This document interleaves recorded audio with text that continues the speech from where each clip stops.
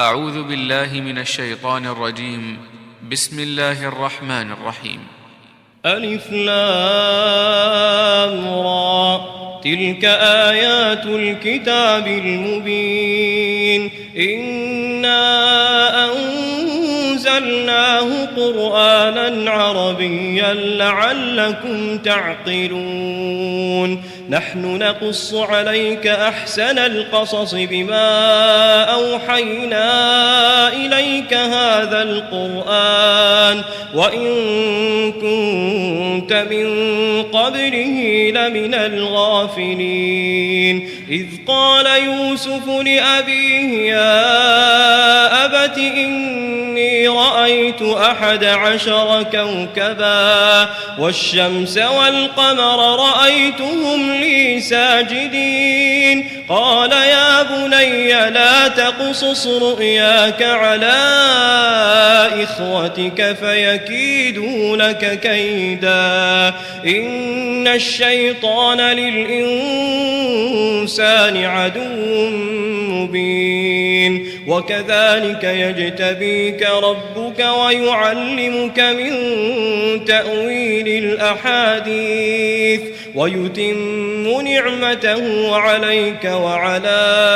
آل يعقوب كما أتمها على أبويك من قبل إبراهيم وإسحاق إن ربك عليم حكيم. لقد كان في يوسف وإخوته آيات للسائلين إذ قالوا ليوسف وأخوه أحب إلى أبينا منا ونحن عصبة إن أبانا لفي ضلال مبين. اقتلوا يوسف أو اطرحوه أرضا يخل لكم وجه أبيكم وتكونوا من بعده قوما صالحين. قال قائل منهم لا تقتلوا يوسف وألقوه في غيابة الجب يلتقطه بعض السيارة إن كنتم فاعلين. قالوا يا أبانا ما لك لا تأمنا على يوسف وإنا له لناصحون. أرسله معنا غدا يرتع ويلعب وإنا له لحافظون. قال إني ليحزنني أن تذهبوا به وأخاف أن يأكله الذئب وأنتم عنه غافلون. قالوا لئن أكله الذئب ونحن عصبة إنا إذا لخاسرون. فلما ذهبوا به وأجمعوا أن يجعلوه في غيابة الجب وأوحينا إليه لتنبئنهم بأمرهم هذا وهم لا يشعرون. وجاءوا أباهم عشاء يبكون. قالوا يا أبانا إنا ذهبنا نستبق وتركنا يوسف عند متاعنا فأكله الذئب وما أنت بمؤمن لنا ولو كنا صادقين. وجاءوا على قميصه بدم كذب قال بل سولت لكم أنفسكم أمرا فصبر جميل والله المستعان على ما تصفون. وجاء جاءت سيارة فأرسلوا واردهم فأدلى دلوه قال يا بشرى هذا غلام وأسروه بضاعة والله عليم بما يعملون وشروه بثمن بخس دراهم معدودة وكانوا فيه من الزاهدين وقال الذي اشتراه من مصر لامرأته أكرمي مثواه عسى أن ينفعنا أو نتخذه ولدا وكذلك مكنا ليوسف في الأرض ولنعلمه من تأويل الأحاديث والله غالب على أمره ولكن أكثر الناس لا يعلمون ولما بلغ أشده آتيناه حكما وعلما وكذلك نجزي المحسنين وراودته التي هو في بيتها عن نفسه وغلقت الأبواب وقالت هيت لك قال معاذ الله إنه ربي أحسن مثواي إنه لا يفلح الظالمون ولقد همت به وهم بها لولا أن رأى برهان ربه كذلك لنصرف عنه السوء والفحشاء إنه من عبادنا المخلصين واستبق الباب وقدت قميصه من دبر وألف يا سيدها لدى الباب قالت ما جزاء من أراد بأهلك سوءا إلا أن يسجن أو عذاب أليم قال هي راودتني عن نفسي وشهد شاهد من أهلها إن كان قميصه قد من قبل فصدقت وهو من الكاذبين وإن كان قميصه قد من دبر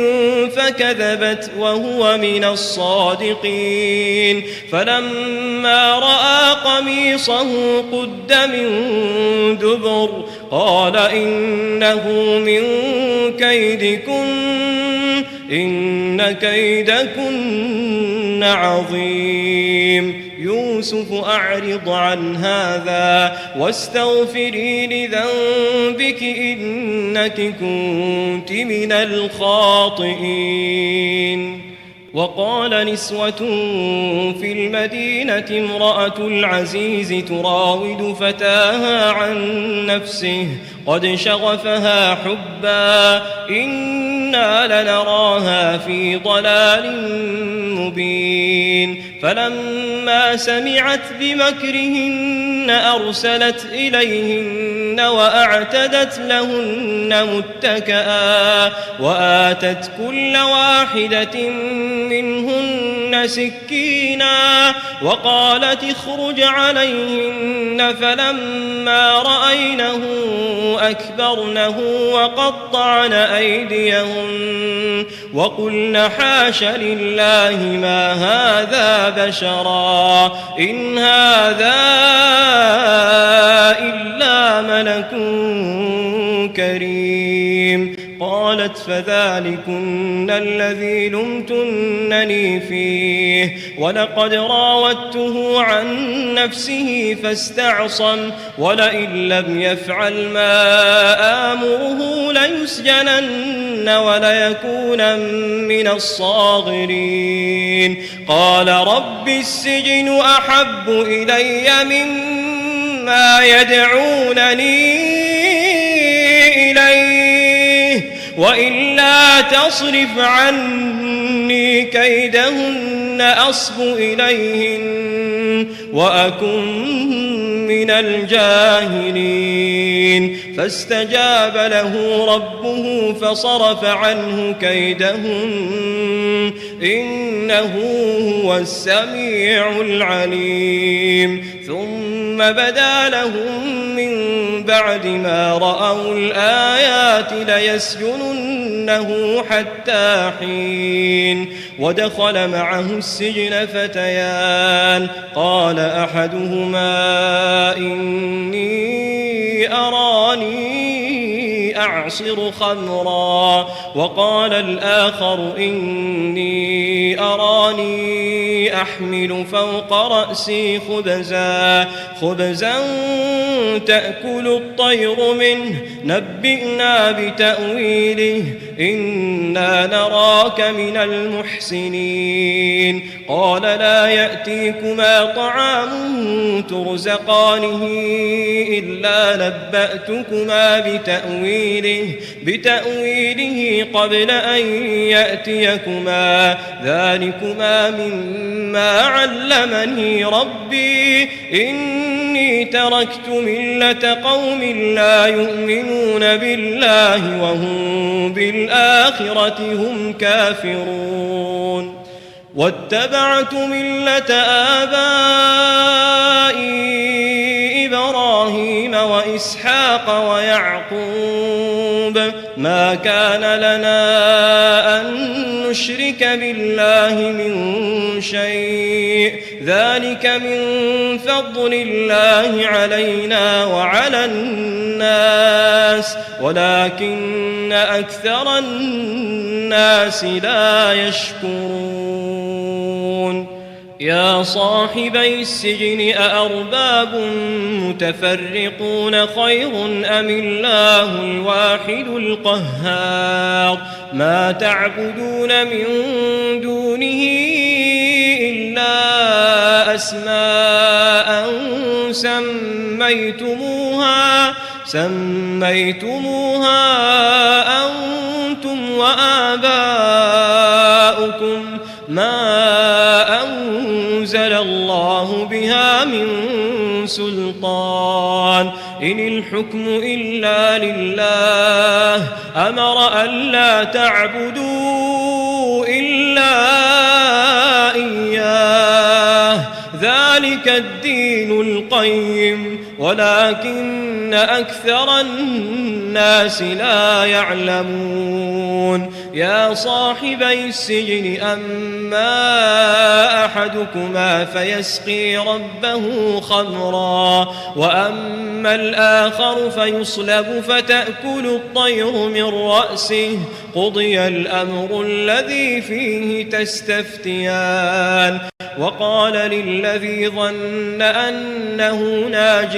منهما اذكرني عند ربك فأنساه الشيطان ذكر ربه فلبث في السجن بضع سنين وقال الملك إني أرى 7 بقرات سمان يأكلهن 7 عجاف و7 سنبلات خضر وأخر يابسات يا أيها الملأ أفتوني في رؤياي إن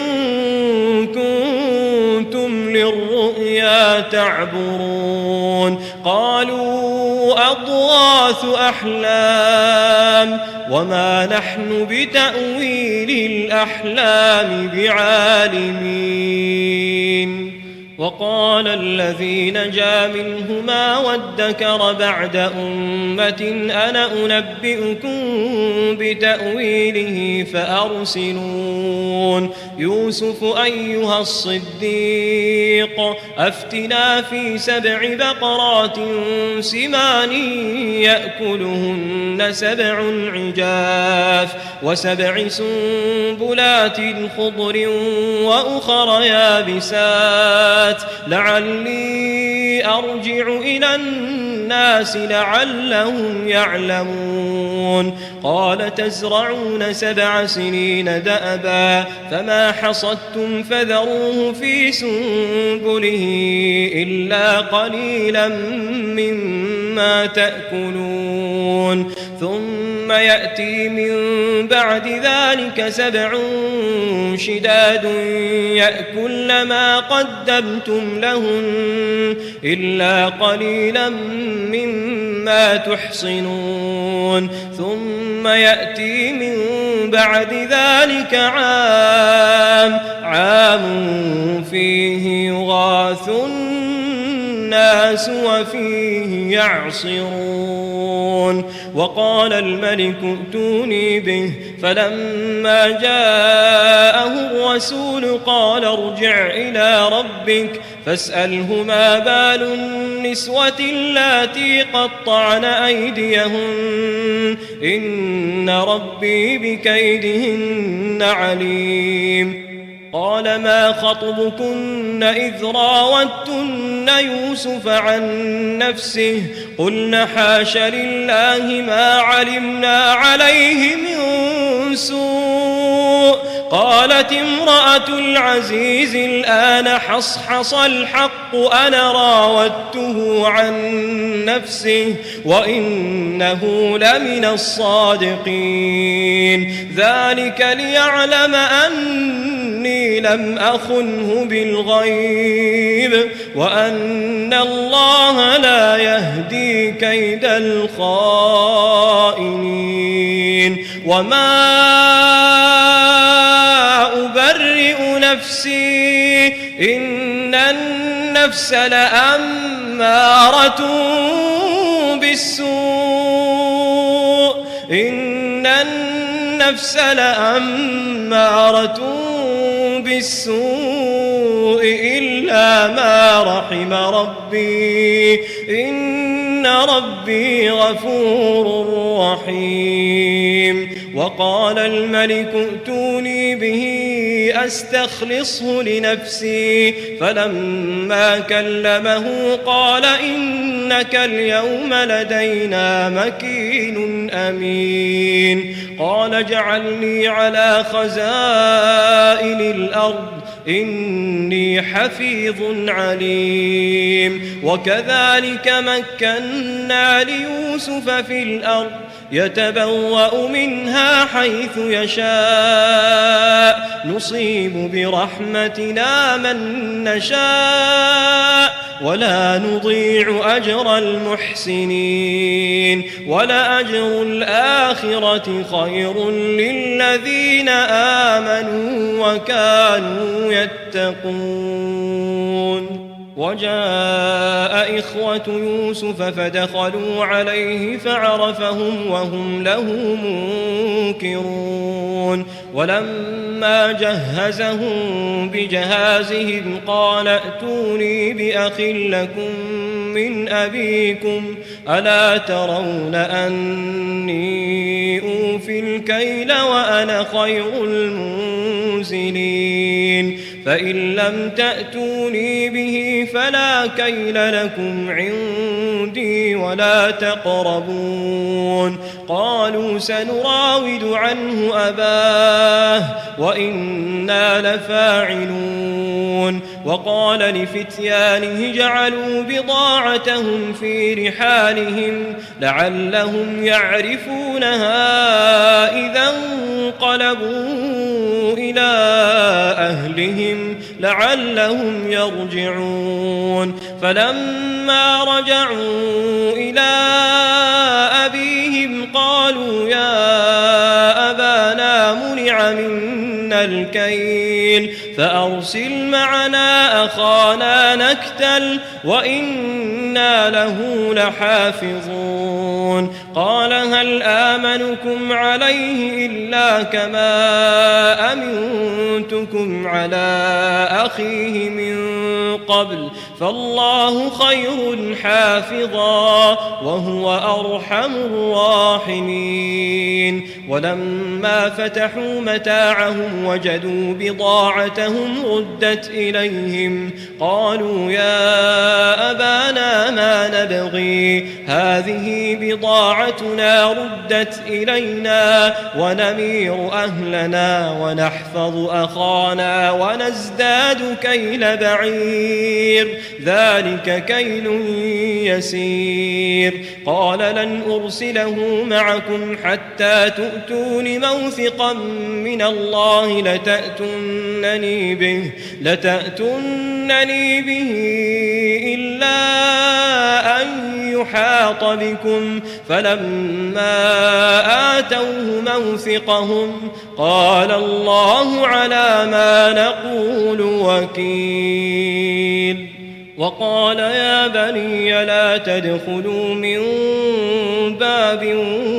واحد وادخلوا من أبواب متفرقة وما أغني عنكم من الله من شيء إن الحكم إلا لله عليه توكلت وعليه فليتوكل المتوكلون. ولما دخلوا من حيث أمرهم أبوهم ما كان يغني عنهم من الله من شيء إلا حاجة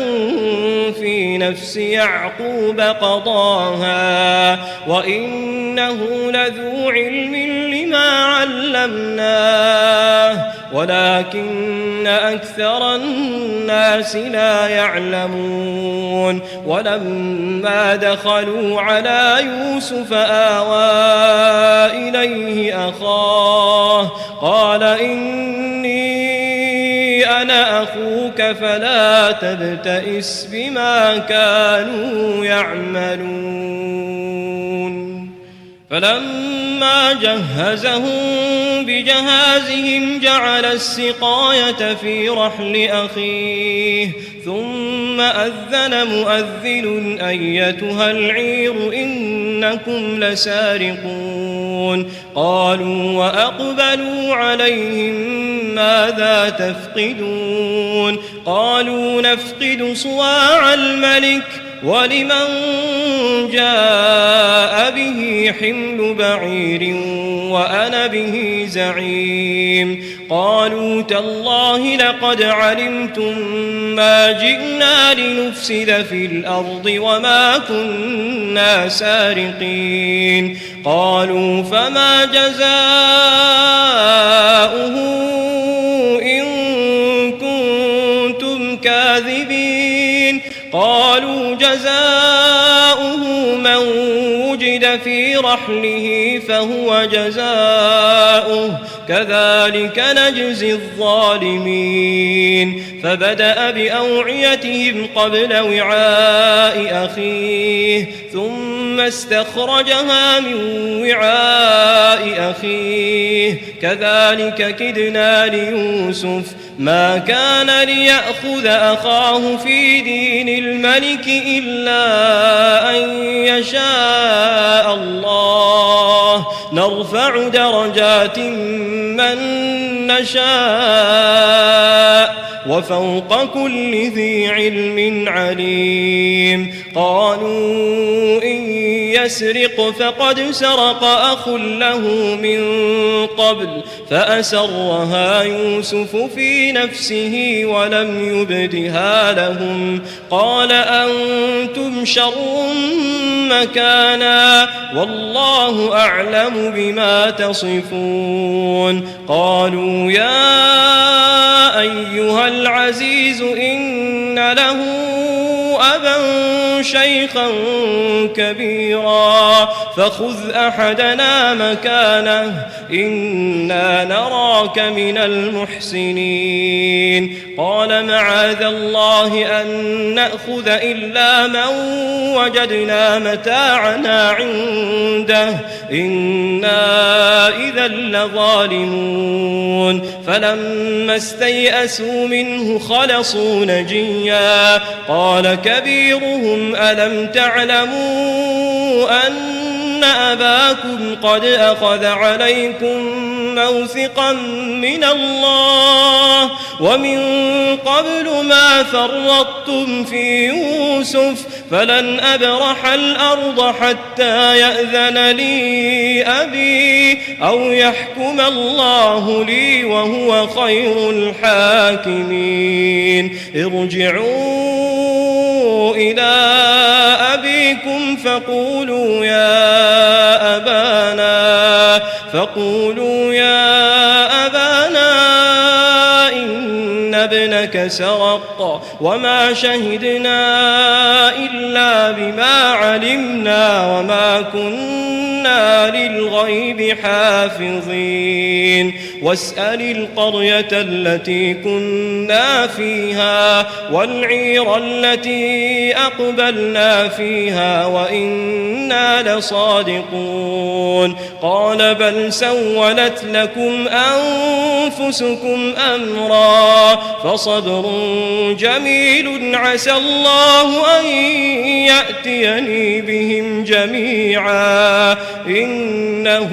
هو العليم الحكيم وتولى عنهم وقال يا أسفا على يوسف وابيضت عيناه من الحزن فهو كظيم قالوا تالله تفتأ تذكر يوسف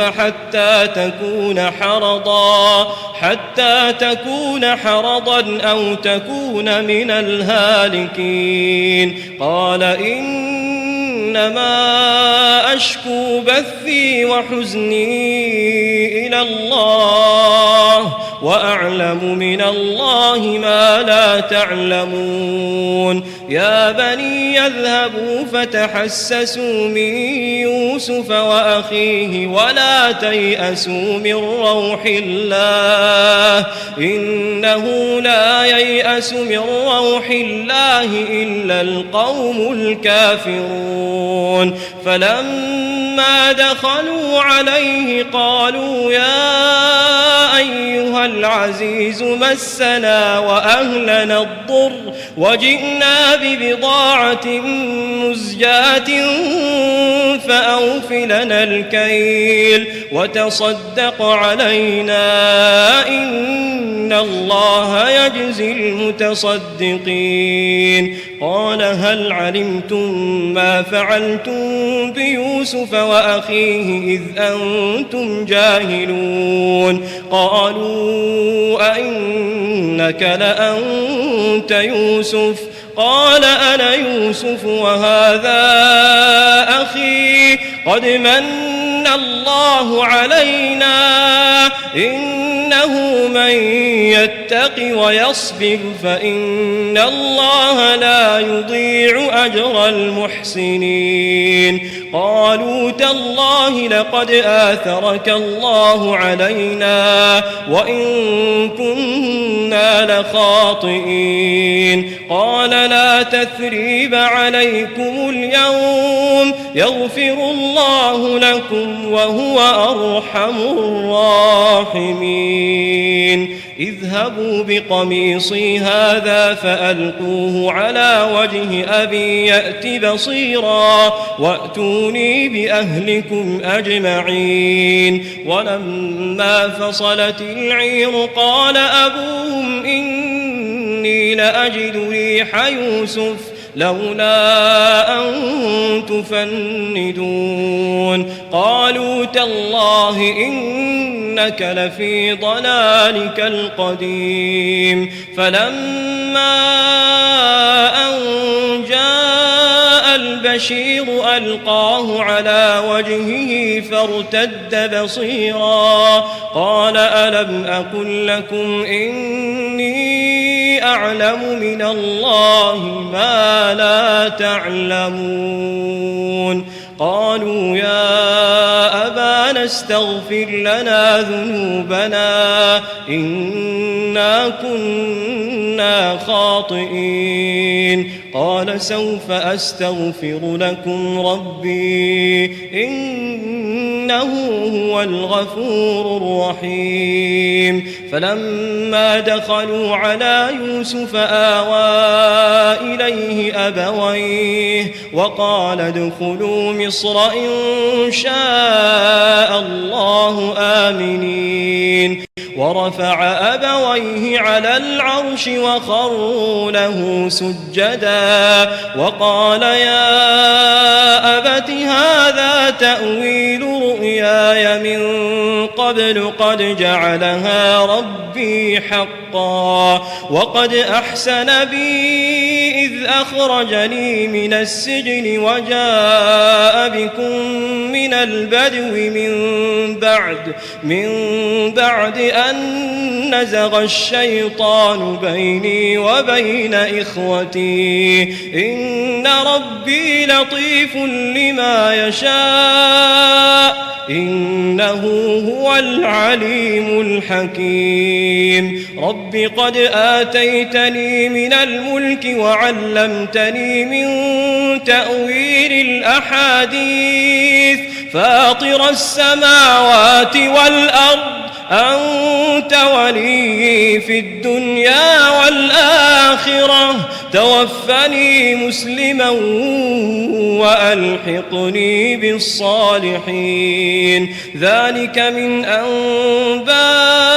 الغيب نوحيه إليك وما كنت لديهم إذ أجمعوا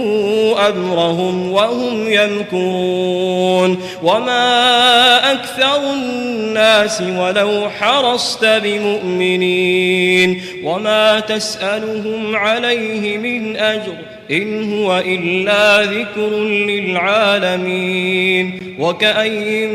من آية في السماوات والأرض يمرون عليها وهم عنها معرضون وما يؤمن أكثرهم بالله إلا وهم مشركون أفأمنوا أن تأتيهم غاشية من عذاب الله أو تأتيهم الساعة بغتة وهم لا يشعرون قل هذه سبيلي أدعو إلى الله على بصيرة أنا ومن اتبعني وسبحان الله وما أنا من المشركين وما أرسلنا من قبلك إلا رجالا نوحي إليهم من أهل القرى أفلم يسيروا في الأرض فينظروا كيف كان عاقبة الذين من قبلهم ولدار الآخرة خير للذين اتقوا أفلا تعقلون حتى إذا استيأس الرسل وظنوا أنهم قد كذبوا جاءهم نصرنا فنجي من نشاء ولا يرد بأسنا عن القوم المجرمين لقد كان في قصصهم عبرة لأولي الألباب ما كان حديثا يفترى ولكن تصديق الذي بين يديه وتفصيل كل شيء وهدى ورحمة لقوم